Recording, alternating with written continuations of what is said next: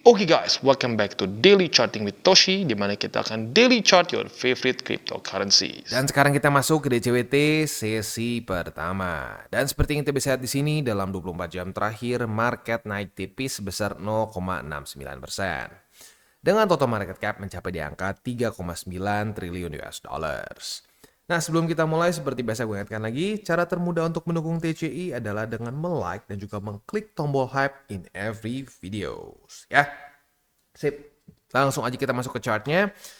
Dan sayangnya skenario yang kita bahas kemarin, skenario nggak terlalu bagus ini kejadian. Ya, kita akan bahas nih, the best case scenario-nya kemarin ya, di DCWT sesi pertama, itu kalau BTC bisa daily close di atas dari lower high di sini nih. Ya, faktanya gagal, malah kita dapat dia ke reject. Begitu. Jadi, well, this is the worst ya. Well, kalau ngomong paling worst-nya adalah mungkin shooting star-nya itu bearish. Ini shooting star-nya masih bullish ya.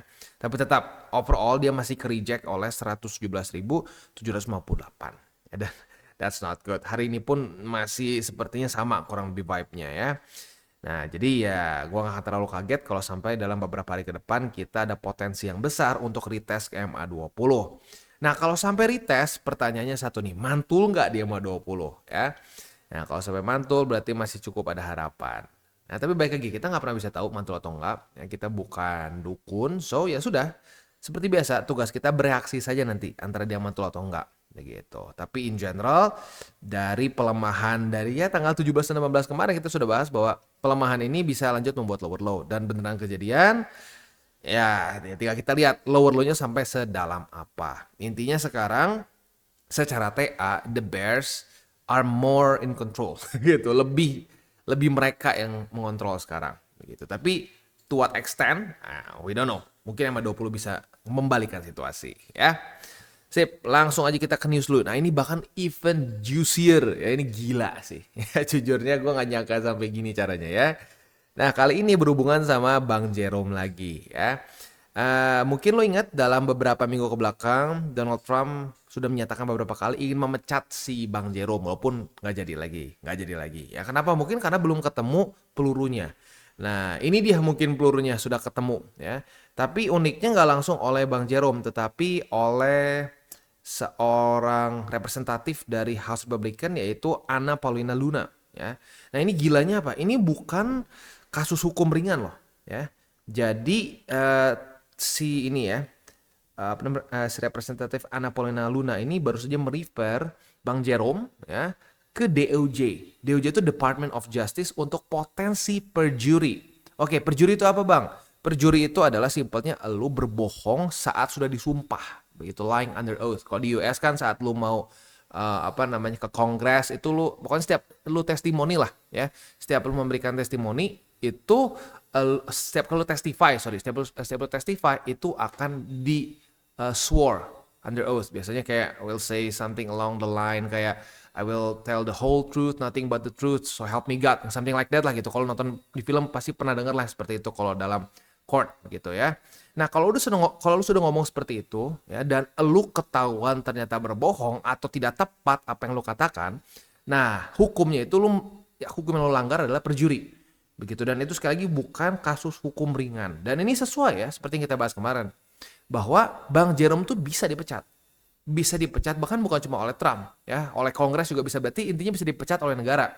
Kalau melakukan Kalau melakukan suatu tindakan ya criminal offense, dan ya perjuri adalah salah satunya gitu. Tapi gue nggak tahu ya ini perdata atau pidana untuk perjuri ini ya. Tapi intinya ini bukan suatu hal yang ringan gitu. Nah, detailnya seperti apa kita bahas ya. Jadi The Feds itu si headquartersnya mereka itu baru saja baru saja direnovasi, dan renovasinya nggak main-main. Gue baru tahu ya. Gue baru tahu bahwa HQ mereka itu direnovasi dengan nilai sebesar 2,5 miliar. Sekali lagi, 2,5 miliar USD. Bukan juta ya, miliar. Jujurnya gue juga kaget. Besar sekali. Dan bahkan di sini ya, ini statement dari si New York Post ya. Ini dinyatakan bahwa ini merival the Palace of Versailles ya, yang ada di Paris. Although mungkin menurut gue itu a bit of a hyperbole lah. Tapi ya intinya terlalu berlebihan begitu si renovasinya ini gitu ya. Nah, jadi ini dianggapnya too lavish Soalnya isinya ya seperti ada VIP dining room, lalu juga ada terrace gardens ya, which is okay for what gitu dipikir-pikir ya. Tapi yang menjadi dasar hukumnya adalah si Bang Jerome ini menyatakan bahwa fasilitas ini ya perlu serious renovation dan juga belum pernah direnov sebelumnya. Nah, dua hal ini menurut si Anna Paulina Luna ini false. Begitu. Nah, maka dari itu ini ada potensi Bang Jerome ini melakukan perjuri, lying under oath, berbohong saat sudah disumpah. Begitu ya. Nah, tapi baik lagi ya, masih butuh pembuktian. Ini baru di refer ke DOJ. Belum ada keputusan apapun dari DOJ. Tapi ya baik lagi berarti si Trump sudah benar-benar ya udah ditembak nih. Si Bang Jerome sudah ditembak dan tinggal kita lihat bagaimana responnya nanti ya. Gila sih ini jujur ya. Dramanya udah ekstrim sekali. Jadi ya lu bisa lihat sendiri lah. Drama antara si Trump dan Powell ini udah benar-benar udah boiling point. Sudah boiling point dan ada pelurunya. Nah, tapi sekali lagi, pembuktian ini nanti akan di court begitu ya.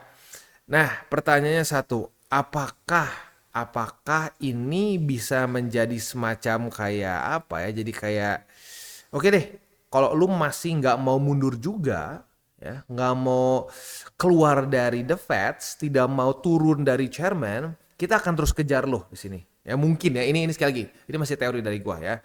Mungkin si Trump akan memberikan kasarnya apa ya, memberikan ultimatum kalau lu masih terus ngelawan gitu ya, lu masih terus ngelawan untuk melakukan interest rate cut, untuk melakukan QE, intinya membuat pivot dari yang tight ke loose monetary policy. Nah, kalau dia masih mau melawan ya atau dia nggak mau lengser, nggak mau turun, kita akan terus hajar lu lewat sini gitu. Tapi kalau lu mengundurkan diri, mungkin akan ditarik kasusnya. Mungkin aja. Ya, mungkin. Ya, nggak tahu lagi. Baik lagi, gua nggak tahu spesifiknya gimana cara kerjanya kalau sudah lu nge-refer ke DOJ ya, tapi ada kemungkinan seperti itu. Ya, kita lihat aja. Kalau dalam beberapa minggu ke depan tiba-tiba Bang Jerome mengundurkan diri, ya berarti kemungkinan besar ya dia menyerah lah. Dia menyerah, takut ini berkelanjutan. Begitu, ya. Nah, buat lo yang penasaran silahkan boleh baca di bawah sini ya. Intinya dia sudah mengklaim bahwa intinya yang dikatakan oleh si Bang Jerome ini false. Karena sudah pernah dilakukan di tahun sekian. Ya, dan apakah ini bisa jadi benar-benar kena? I don't know. Ya, tapi intinya kalau sampai Bang Jerome digantikan, ya udah pasti yang menggantikan adalah orang yang pro dengan kebijakan si Bang Donald ya. Nah, kalau udah dengan kebijakan Bang Donald, ya kemungkinan besar kita akan mendapatkan ya monetary policy yang dovish. Nah, di situ kemungkinan untuk kita masuk ke altcoin season semakin besar. Ya jadi sebenarnya kalau ditanya, Bang lu mau nggak Bang si Bang Jerome turun aja Bang, diganti sama yang lain, ngelakuin QE gede-gedean, ngelakuin interest rate cut gila-gilaan, mau? Kalau gue bilang sih mau aja. Tapi baik lagi, apa yang gue mau nggak punya peran sama sekali terhadap kenyataan. Jadi ya sudah, kita tunggu saja. Kita tunggu sampai ya nanti hasilnya seperti apa. Apakah dia akan benar-benar lengser atau tidak. Tapi kalau sampai lengser dan digantikan oleh antek-anteknya si Donald Trump, overall that's good for us yang pegang kripto. Begitu ya. Gila sih, jujur gue nggak nyangka sama sekali Bang Jerome akan dia ya sampai kena beginilah begitu. Awalnya gue pikir ya udahlah mereka akan saling ya nggak bagus hubungannya gitu antara si administration sekarang dengan si Jerome. Tapi gue gak nyangka sampai ujung-ujung dihajar seperti ini. Gila sih.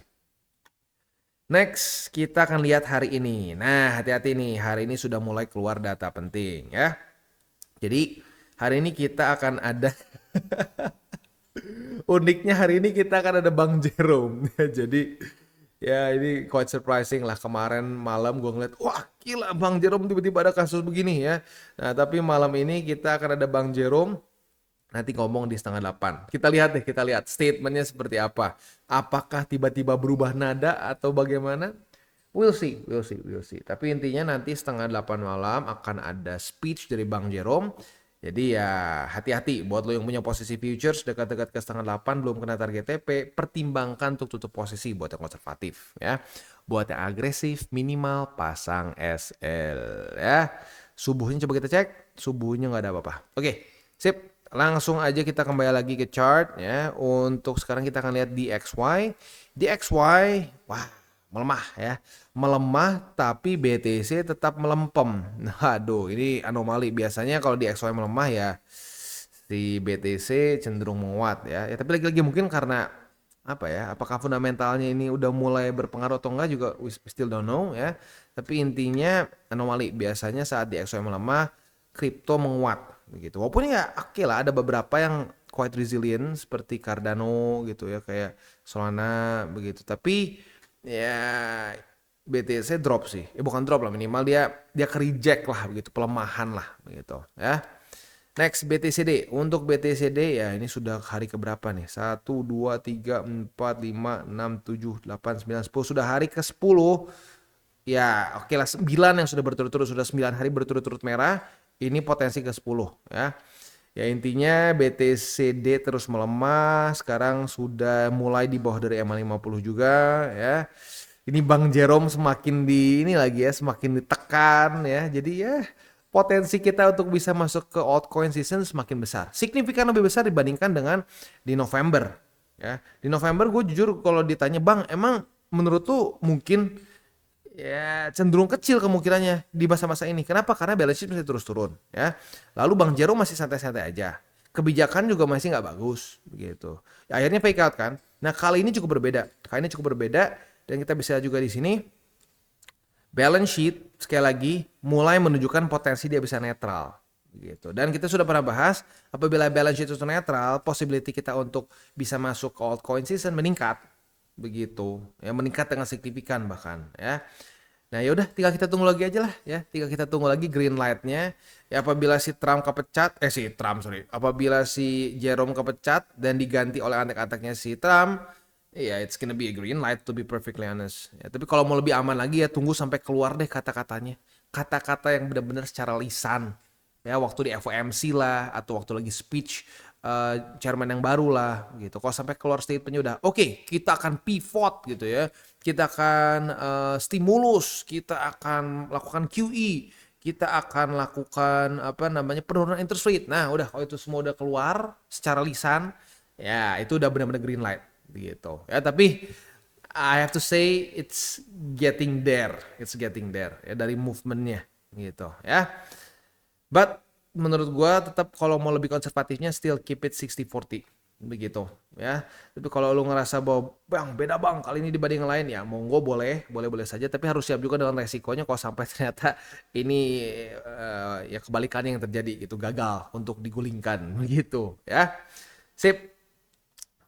Kurang lebih sih gitu ya. Selanjutnya kita tinggal mungkin masuk aja ke buy limit. Tetapi sebelum kita masuk ke buy limit, seperti biasa kita akan disclaimer dulu bahwa semua konten dari TCI bukanlah financial advice. Ini semua bentuknya adalah edukasi ya. Lalu bagaimana cara mendukung TCI? Ada banyak caranya. Lu bisa like our video, bisa share our video, atau juga bisa menggunakan link referral kita di bawah. Dan sekarang kita akan dengar lu pesan-pesan dari sponsor kita pada hari ini. Oke, today's video is brought to you by Wolby. Dan Wolby ini adalah suatu platform yang fokusnya lebih ke trading futures. Nah, tapi yang berbeda dari platform lainnya adalah Wolby ini menggunakan ChatGPT-4 untuk membuat AI signals di sini ya. Dan yang unik lagi dari AI signals ini, kita bisa pilih sesuai dengan risk profile yang kita inginkan ya. Mulai dari low risk, medium risk, bahkan sampai ke high risk begitu. Jadi bisa disesuaikan dengan resiko yang kita inginkan. Dan yang unik juga di sini adalah kita bisa lihat mulai dari TP dan SL-nya gitu ya. Contoh Mami, TP-nya 5%, SL-nya minus 1%. Nah, jadi sudah lengkap TP SL. Nggak cuma sekedar bisa buka posisi saja, tapi sudah ada parameters untuk SL-nya juga begitu. Dan tentunya ini akan meningkat sesuai dengan risk profile yang kita pilih. Contoh kita lihat Carlos. Carlos ini medium risk. Nah, otomatis secara TPSL-nya pun berubah. Dan tentunya paling tinggi adalah MC Whale, di mana di sini TP-nya bisa sampai 40% dan SL minus 16%. Jadi sekali lagi cocok untuk berbagai macam jenis resiko gitu ya. Nah, tapi andaikan lu merasa bahwa oke, gue udah biasa trading nih ya, gue udah bisa dengan SOP gue sendiri, lu pun bisa trade dengan manual ya seperti biasa ya, di mana lu membuka posisi sama persis seperti di platform-platform lainnya. Tapi unik di sini adalah mereka itu ada TP dan SL triggers yang bisa di set juga dengan AI ya. Nah, selain itu juga mereka ada meme pool. Meme pool ini basically adalah kita bisa trade berbagai macam meme coins tanpa kita harus deal with the hassle of DEX begitu. Jadi lebih streamline dan lebih mudah begitu. Tapi baik lagi gue ingatkan untuk meme pools ya kita harus tetap atur resiko juga karena meme pools ini banyaknya dalam meme coins yang benar-benar masih sangat baru begitu, secara market cap cenderung kecil dan banyaknya yang belum masuk ke checks begitu. Jadi makanya gue bilang lebih terasa seperti kita bisa menggunakan DEX tapi lebih mudah begitu. Dan yang paling penting lagi adalah di di Wallbe ini mereka ada namanya rebate voucher. Biasanya hanya 100 USDT saja, tapi bagi lo yang menggunakan link refraktor di bawah atau dengan menggunakan kode Toshi Crypto ya. Sekali lagi dengan kode Toshi Crypto, kita akan mendapatkan upgrade dari 100 USDT menjadi 250. Jadi buat lo yang tertarik untuk coba Wallbe, boleh pertimbangkan untuk menggunakan link referral kita di bawah. Dan kita masuk ke Bitcoin. Untuk Bitcoin kita sudah dapat posisi short karena sudah terjadi retest 1, retest 2 di angka 117.758. Nah jelas ya posisi short ini target TP-nya di mana? Target TP-nya jelas di MA20 yang sekarang ada di angka 114.873. Tapi sekali lagi MA20 tuh bisa bergerak ya. Jadi kalau sampai ini ternyata sampai besok masih belum kena target TP ya otomatis akan ada adjustment ya. Namanya juga MA ya, moving average move. Jadi dia akan bergerak ya karena dulu gue ingat banget tuh ada yang gimana sih? Ini jauh udah jauh dari angka yang lo bilang ya. Iya kan itu moving average berapa minggu lalu gitu kan. Kadang-kadang orang suka begitulah ya. Sip, untuk posisi spotnya ada di MA20, lalu juga ada di angka 111.752 dan di 109.503 yang confluence dengan MA50 ya.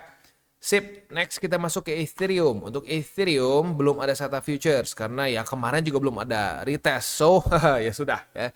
Kita bersabar saja dulu ya. Untuk posisi spotnya ada di angka 3.689,4, 3.474 dan di 3.320 ya. Sip, itu kurang lebih untuk setup di DCWT sesi pertama ini. Nah, sebelum kita tutup seperti biasa, kita akan masuk ke wejangannya dulu nih ya. Nah, wejangan ini ya sekali lagi berhubungan juga dengan ya urusan beginilah ya. Jadi sekali lagi ya kita itu bukanlah dukun, kita tidak bisa lihat masa depan, kita nggak tahu apa saja akan terjadi begitu ya. Nah kebayang gak sih makanya kalau ada orang yang bakal nebak harus ke titik mana di tanggal berapa, konyol kan? Ya, konyol. Nah jadi sekali lagi saat kita menyuruh-nyuruh market, saat kita mendikte market harus A, B, C, di tanggal sekian harus begini, ya di tanggal segitu harus begono ya. Ingat, market bukan anjing kita. Ya, market tuh bukan binatang peliharaan kita gitu ya. Analogi yang paling gua gampang ya, sebenarnya itu analogi itu arguably itu gua terinspirasi dari Sato itu. Karena dulu sempat ada yang bilang nih, wah kayaknya Bang Toshi pengalaman nih sama mantan. Justru itu yang hebat, gue gak punya mantan.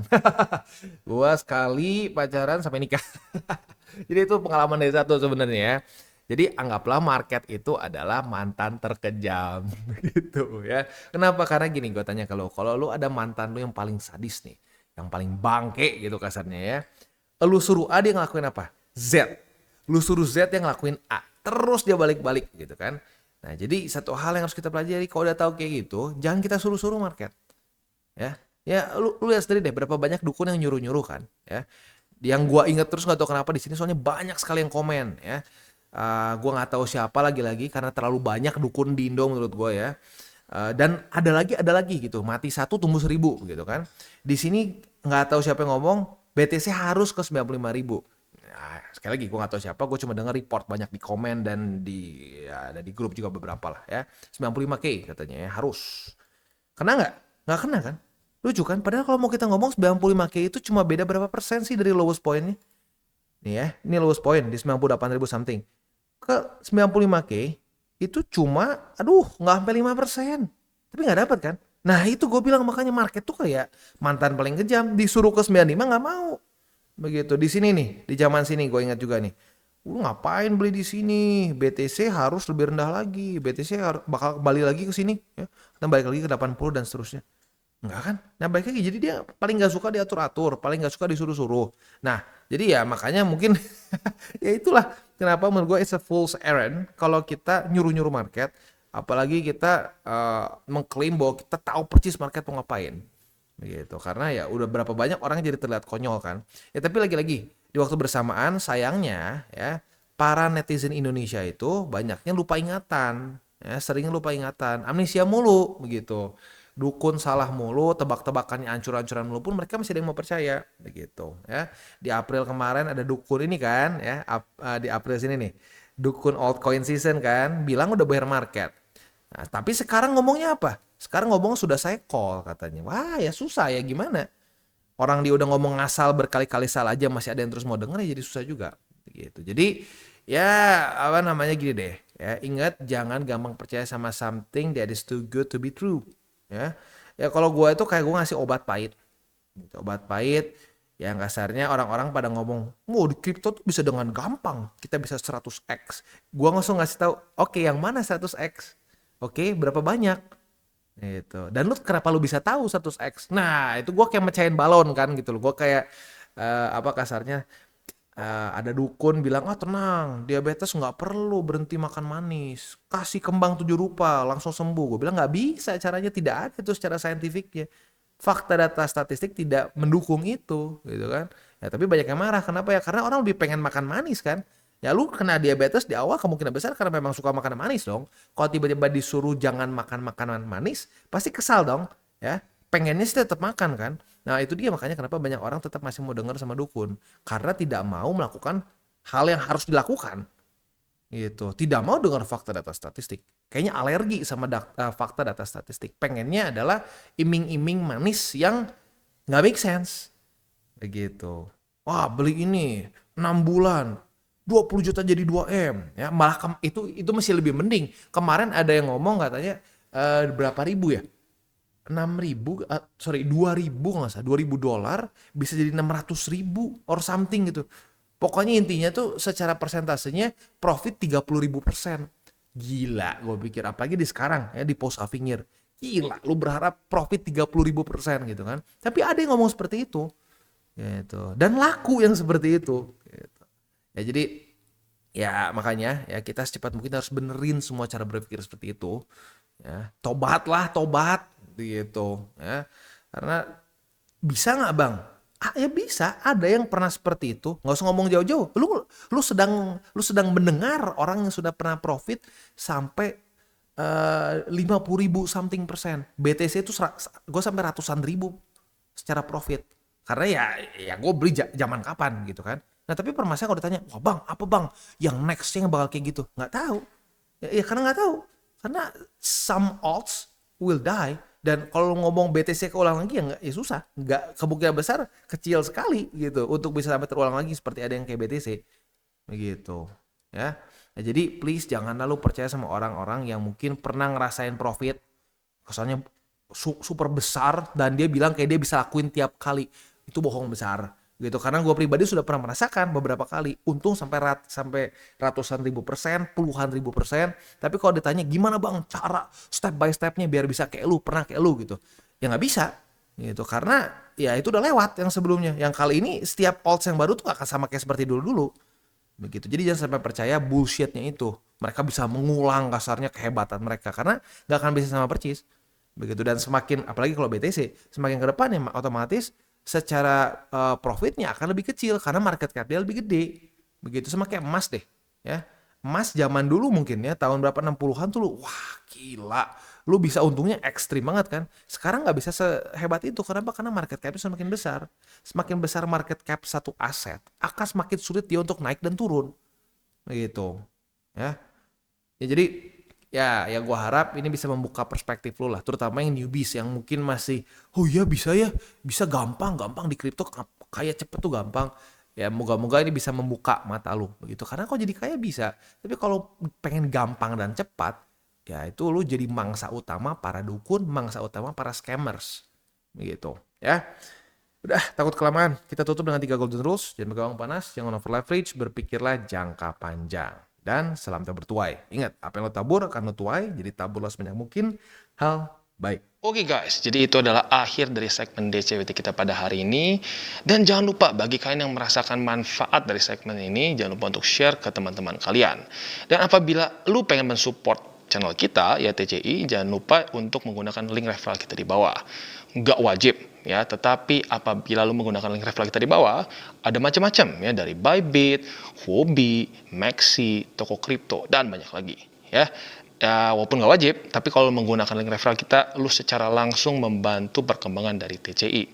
Dan satu lagi, jangan lupa juga untuk join Telegram group kita, di mana kita bisa ngobrol-ngobrol santai mengenai dunia cryptocurrency secara dua arah. So, jangan lupa untuk like, subscribe, click the bell icon, and see you on the next video.